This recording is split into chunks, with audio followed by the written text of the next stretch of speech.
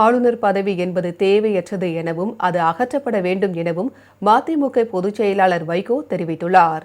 தமிழகத்தில் நடைபெறவுள்ள சட்டமன்ற தேர்தலை முன்னிட்டு மதிமுகவின் தேர்தல் அறிக்கையை அக்கட்சியின் பொதுச் செயலாளர் வைகோ வெளியிட்டார்.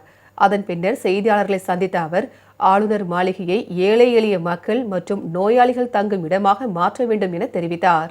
மாநில சுயாட்சியை உறுதிப்படுத்த தேவையான அனைத்து நடவடிக்கைகளும் எடுக்கப்பட வேண்டும் என்று அவர் குறிப்பிட்டார்.